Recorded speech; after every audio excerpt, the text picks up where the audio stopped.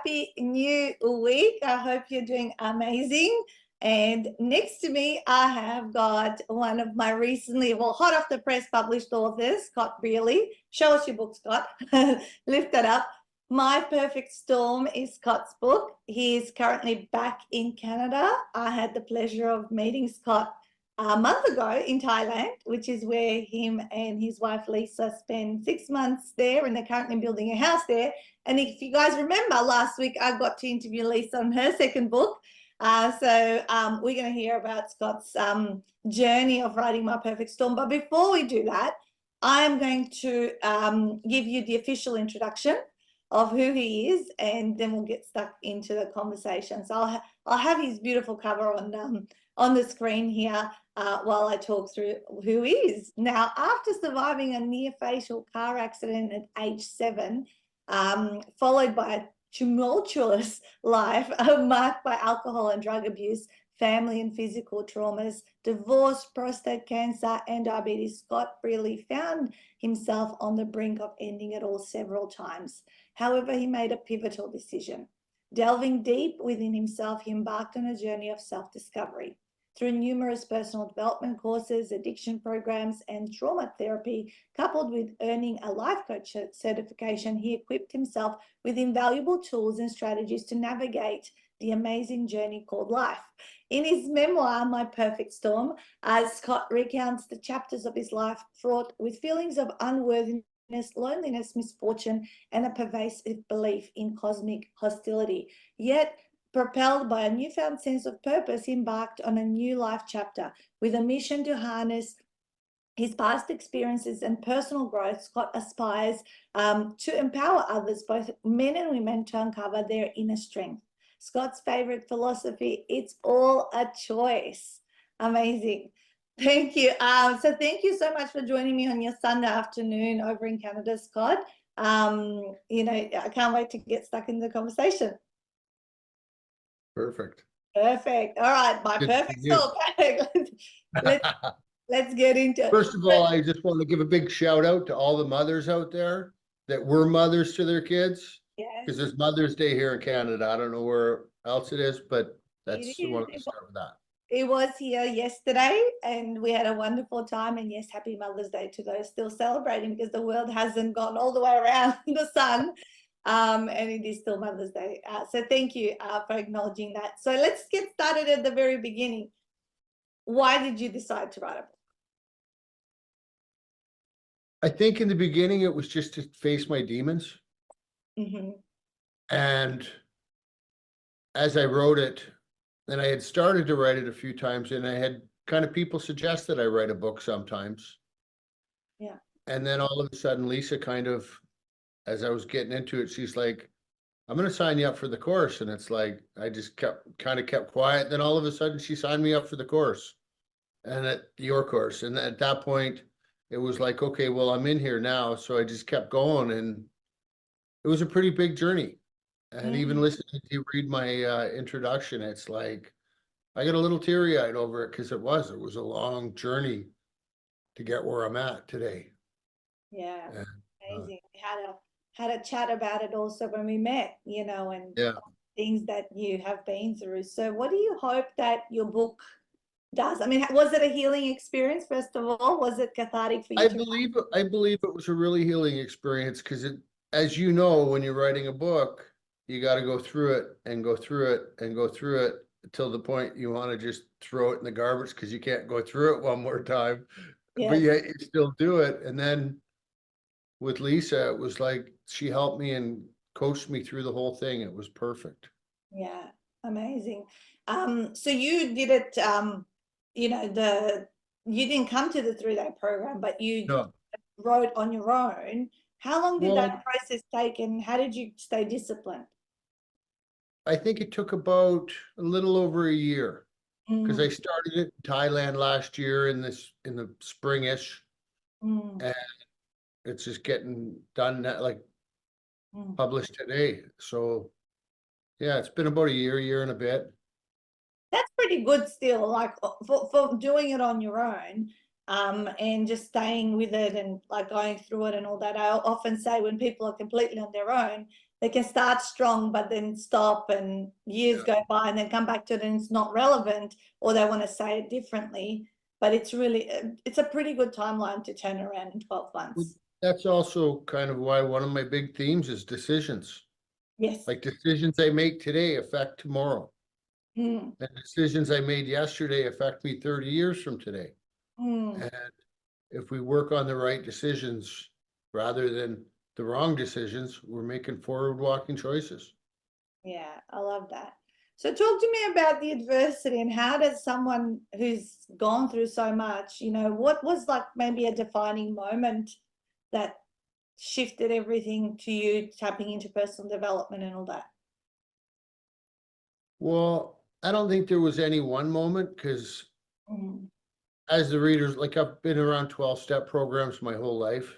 mm, And I think almost the defining moment of changing something, I went for this 3-day weekend course and I wanted to die. Like I just wanted to kill myself and get it over with. And I go to this 3-day weekend course and all of a sudden they're trying to upsell me for the next course, and which they all do. And I leave and I'm mad and I go out to my bike and I go to put my leg over my bike and this thought dawns on me. It's like, if my bike mechanic said I needed to put $5,000 in my bike, I would hand him my credit card and just go do it. Yeah. And why won't, I'm more important than my bike. Well, so why won't I invest in myself? So that's when I started to invest in myself. Because I believe if you're not investing in yourself, you're going backwards. yeah. I have a saying, you're either green or growing or you're ripe and rotting. I like that. Yeah, yeah. It's on my saying. I heard it in one of the courses I did early on, but I've been saying it over and over and over. And I really like, it's kind of, I always remember that. So it's so key, isn't it? And the biggest investment you can make is the one you invest in your own self-development and understanding, what, why we do certain things that we do. Yes. Yeah, I love it. And, so this journey of personal growth has taken you on many different avenues. What would be one thing you would tell someone who might be at a place where you once were? Dig in, don't give up, and get a couple people in your corner that are willing to fight for you. Yeah. And get outside the box. Don't do what you've always done. That was kind of my problem. Like my whole life, I would get messed up and stuck, and I would just go back to AA and go back to AA or go to NA because AA like and jump back and forth, and just don't give up and keep going and searching. Because Yeah. eventually, if you keep searching, you're going to find what you're looking for. Yeah. And have I found exactly what I'm looking for yet? No, because life's a journey, and the way my life has unfolded, there's a lot of mystery still, and we're just about to embark in the next journey of what Scott's doing for his mental health. Yeah. I'm going down to the States to see Dr. Amen. He's a psychologist that does a spectral scan of your brain, and I've had a lot of head injuries, and I know there's lots of people out there that live with head injuries too. And is that some of my behavior problem? Because the way he talks, having head injuries is one of the worst things that can happen to a person. I've dealt with them since I was 7. Yeah. Yeah. So what kind of impact did that accident have on you when you were 7 years old? Well, I remember being kept behind, Mhm. having to learn how to walk again. Yeah. And then being 8 years old, going back to a tricycle when everybody else is on and I think it was the start of the self-esteem stuff of being left out and not knowing how to be part of. My mom wouldn't let me play hockey for years, and so I didn't get to play hockey like all my buddies did. And that's Canadian sport. So yeah, I got left behind, and I think that was kind of what happened, and Mm, some of the downfall in what happened with my life. yeah. So if someone picks up your book, My Perfect Storm, what will they get from it? What do you hope they're going to get from it? Well, if they're a person that's struggling with life, I hope they get some inspiration. And I hope they get the feeling, oh my God, I'm not alone. There's other people like me out there. Mhm. Because even in the 12-step rooms, I was like looking at these people and it's like, you don't think the way I think. They don't. And I mean, I'm sure some of them do. However, recovery is a journey for everybody that's written individually, that's mapped out just for you. And I struggled. I thought the universe hated me. And why do they want to, like, I'm getting ground all the time. And what it was I was being stubborn and staying in this circle where I shouldn't have been, instead of stepping out of the circle and getting into something else. And, you know, the universe gives us signs. And now I'm 56 years old paying for it because my whole body's sore, but yet I'm a blue collar worker. I work great with my hands and that's it. And here I am living a different life because I chose some different directions to go in. Yeah. Made some different decisions and then you start getting different things show up in your life, right? Yes. What was And sorry. and one of the other pitiful not pitiful, I can't say that word right now. One of the big moments was when I got diabetes. And I know that might sound crazy, but I learned more about myself from diabetes than I have ever learned. And that's where I came up with the decision. It's like, I control my diabetes with food and that's it. I don't take medication. I don't do anything. As my count go up and down a little bit? Yes.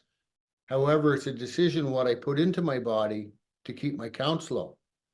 And it's a disease just like alcoholism or addiction. So, like, let's man up and take charge of your life. That's how you get past all the stuff. Yeah. Very, very true. And, you know, again, it's choices, right? Yes. You know, what do you get up and decide, you know, you're gonna fuel your body or you're gonna put junk in it.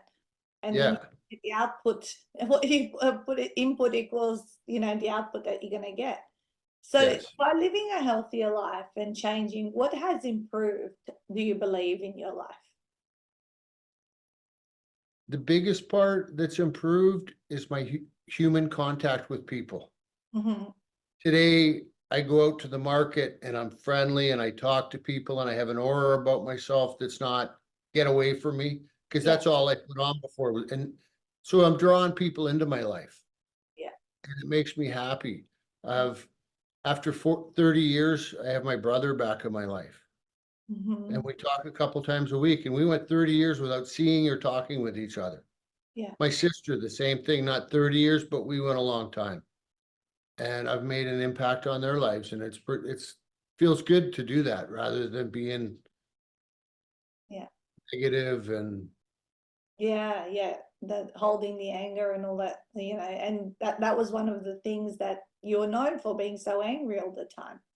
well, and that brings me to another point. It's like we get stuck in these circles of people that we keep going to, like AA or NA, and then you get labeled Angry Scott. Yeah. And I know a buddy of mine that I've known for 30 years. I just seen him last weekend. He was always known as Angry Jerry. Oh, Now it's funny that one of the one times I seen him share at a meeting, he was crying. He was so grateful to give this man this cake that he had sponsored. And but people still label him as Angry Jerry that have mm, known him for years. And we don't let people change. Why don't we let people change today? Like, especially when we're in an environment of growth and we keep the person down instead of building them up. yeah.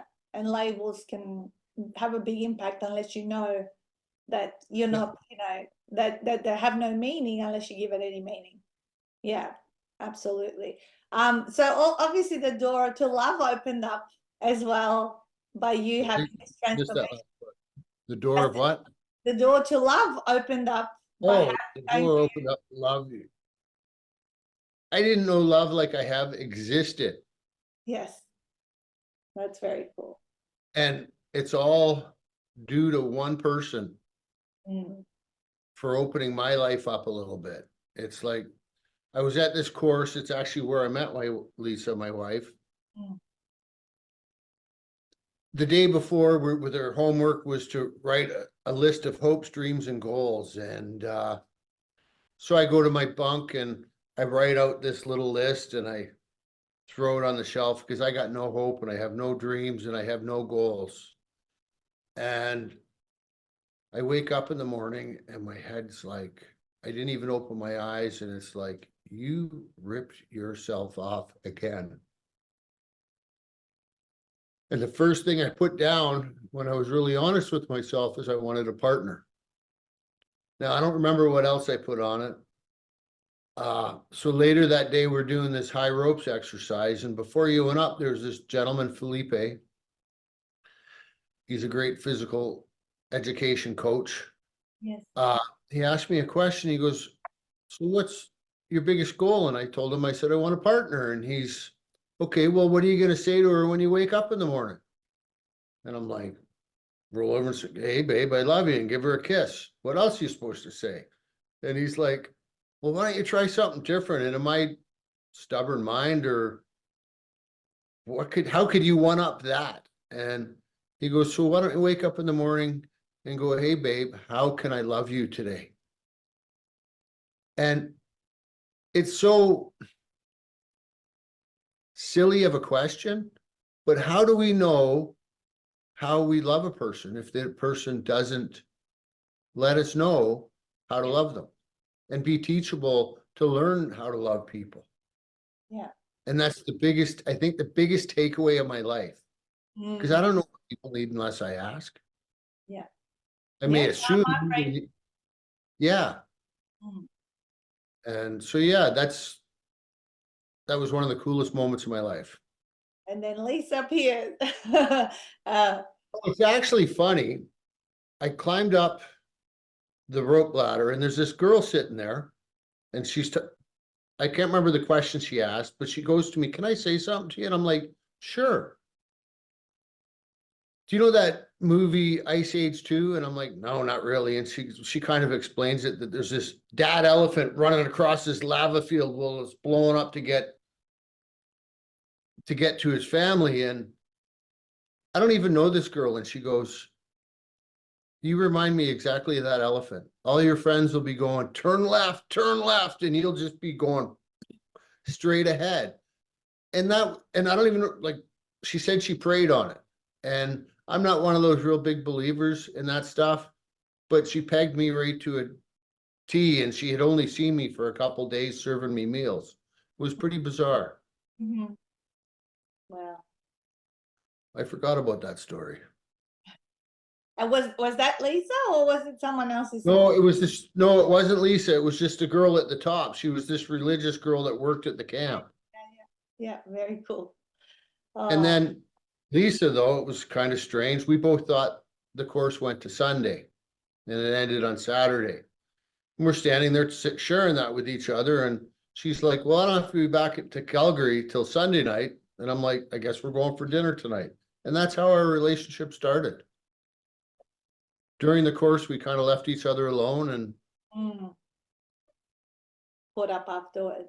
So what's the future hold now that this book is out? Lisa's got a couple of her books that we've spoken about, and your love journey's been documented in the Year of Love and 6 Months of Love in those two editions, if you like. What do you guys hope to do with releasing these books, and where does, what choices will you be making? I'm not 100% sure where I'm going with it. Yep. I know I've met a few people that, like, I want to coach and I want to coach people. I don't want to harm people. I want to do it right. And yeah, no, I need a teacher to teach me how to do that in a way. And we've met a couple people that have actually written books for you, David and the Kennedys, right? Yeah. Dave and Susan. Yeah. Yeah, David and Susan. And we're going to talk with them a bit and learn some stuff from them and see where we go. And my hope is that I change people that come into my path. Yeah. To the positive and make an improvement and leave my mark with, I started with a nightmare storm and leaving some gifts behind. Yeah, yeah. I love it. I think also out of the biggest breakdowns come the biggest breakthroughs. And if we can then gift that to other people who are at that rock bottom place, that's really, you know, kind of it sense of happiness comes from that sense of contribution, I always say. If you feel you can contribute, and it's so wonderful when someone comes to you and says, you've changed my life, or you've saved my life, in a lot of instances, in situations like you're helping the types of people, you know, kind of from Yeah. where you were. I'll just read a couple of comments here. Such a great book, Overcoming So Many Challenges, Scott. Your raw journey will help so many people, from Vivi. David Barn, he actually recently came to our seminar. He goes, enjoyed your testimony. Anyone read Acts chapter 9? And yeah, there's a few other people watching and saying good morning or good afternoon. So tell me now, how is it going through the process? Obviously, you're working with us, you actually wrote independently, and then you came into it, editing, layout, print, like went through all of those stages. How did you find those steps? Well, some of it was frustrating because, as I haven't said this, I'm pretty illiterate. Like my spelling is based on what the computer tells me is right. Yeah. And then when I would get it back, and there would be blurbs that the editor kind of said rewrite, and it's like, oh my God, I'm saying it right there. And it's like, and then Lisa would help me tweak it, and it would be like, oh, I see what she's talking about now. Yeah. And there were times where I was so overwhelmed that I just had to put the book away and go, I'm done. I can't do it. And then pick it up again. But I knew it was something that I needed to get done. Yeah. Not something that I wanted to put on the shelf again. What was it like holding it in your hands? I know it was posted to Canada, and you guys, it was sitting there for you while you were getting back there from Thailand. It's surreal. It's a pretty surreal moment. I look at the picture, and this is Scott before his accident. Yeah. So I didn't really have much trauma. Yeah. So I thought. Yeah. And I wish I could tell him everything's going to be okay. And stop worrying about the little things, and cherish the things in your life that are good. Yeah. And it does everything. It tends to work out, but you don't know it at the time, or when you're stuck in the storm of it all.